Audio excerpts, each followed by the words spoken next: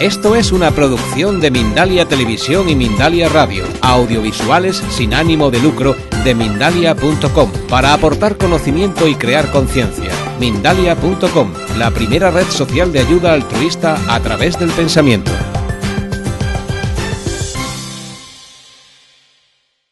Bueno, hoy, sábado 29 de noviembre, estamos aquí reunidos, aquí en Barcelona, donde ahora se está inaugurando el Congreso Internacional de Astrología.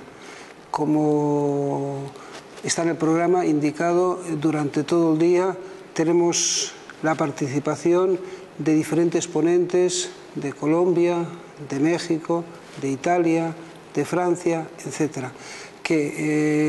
Argentina también, Ernesto Cordero, que juntamente con otros aquí nacionales nos van a dar, un congreso interesante en el cual de alguna manera pues va a ampliar un poquito más lo que es el conocimiento. Entonces, cuando llegamos a tener conflictos realmente, primero con nosotros y luego con los demás. Entonces, la realidad, ¿cuál es? Lo que es realmente más importante es reconocer dónde está este tipo de conflicto, qué es lo que provoca este conflicto, llegar a conocer el conflicto dónde realmente nace y, como psicólogo, realmente puedo decir que el conflicto en realidad nace en los primeros años de nuestra vida, cuando nos encontramos con nuestros héroes, nuestros padres realmente en la familia y lástima no llegamos a tener esta protección que necesita un niño. En realidad el niño, cuando hablamos de una familia y sobre todo en el caso de un niño que necesita la protección, en este caso que llegamos a tener de la luna, entonces si llegamos a tener una madre que sea una madre que consigue proteger a su niño y darle todo el cuidado que él necesita, pues entonces estaremos ya protegiendo al niño y le estaremos dando un confort psicobiológico por el que el niño pueda tener su forma biopsíquica realmente estable. Y es el ciclo planetario.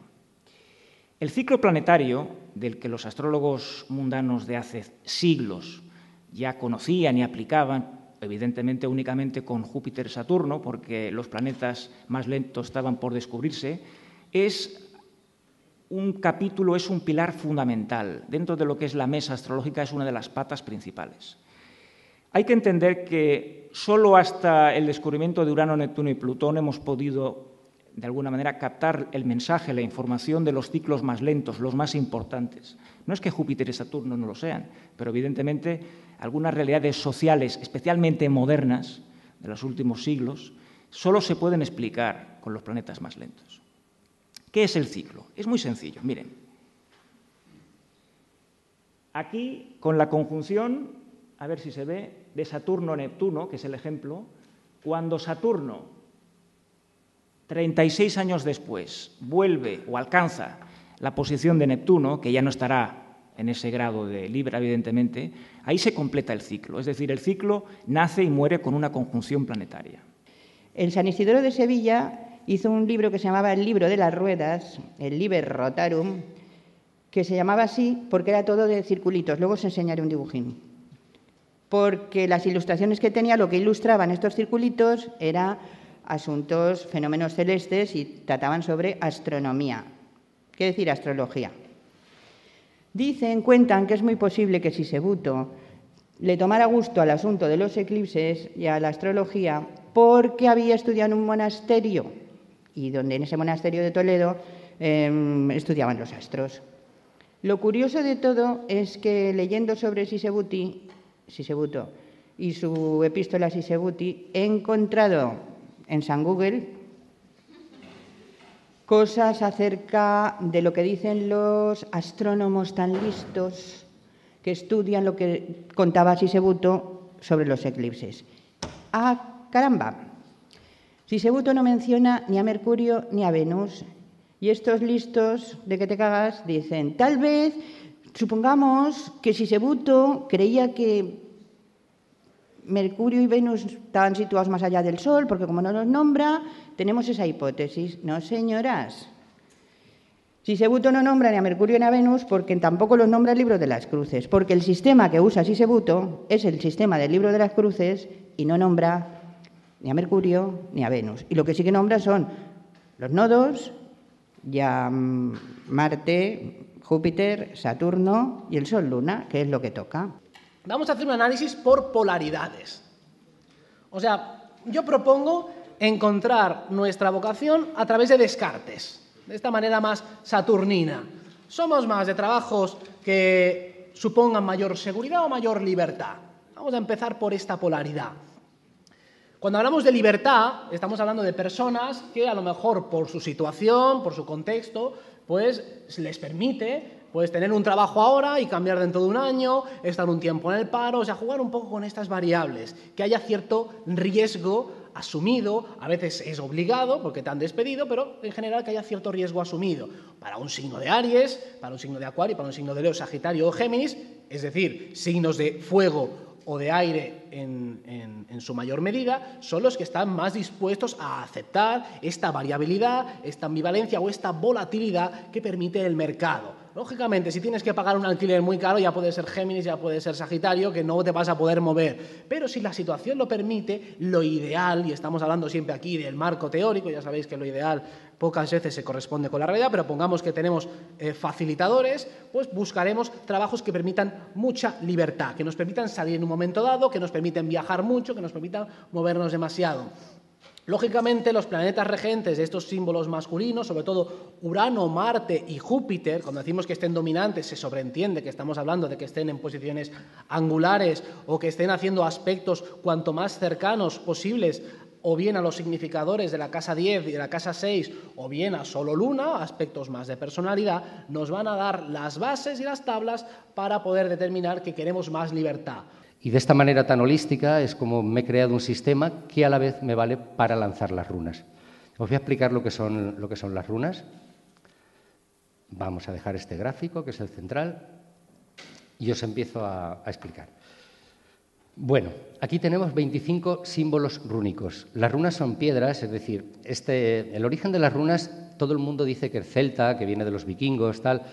A mí todo eso me parece muy bien, pero realmente yo vengo del Levante y nací en Cuenca y me gusta mucho la arqueología, entonces he estado en muchas cuevas de hace 4 o 5.000 años, ¿no? 7.000 años, y curiosamente cuando me meto en estas covachas empiezo a descubrir runas. Me doy cuenta que tengo como un montón de símbolos que coinciden efectivamente con los celtas. ¿Qué pasó en la península ibérica? Que los celtas entraron en Iberia, se fusionaron y formaron los celtíberos, que somos nosotros, los descendientes. Con lo cual, las raíces verdaderas y más antiguas de hace ya 4 y 5.000 años datan de esa parte del litoral donde en esas cuevas aparecen esos símbolos. Luego los desarrollaron los celtas y al final pues fue un idioma que era el que ellos tenían, ¿no? Escribían sus frases, sus oráculos, todo lo hacían en el lenguaje rúnico. Como lenguaje desapareció, pero luego se quedó como una cosa talismánica, ¿no? Esa es una forma muy sencilla de ver cómo todo tiene una lógica.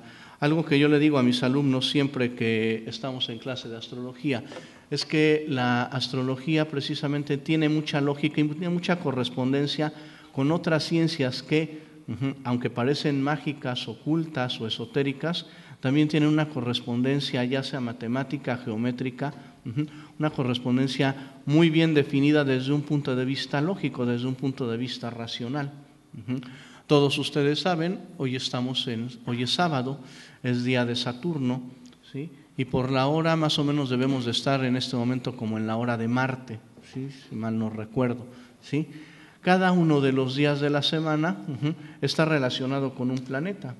Es decir, que una estrella de 7 puntas nos daría precisamente la idea de un septenario planetario que nosotros seguimos usando todos los días.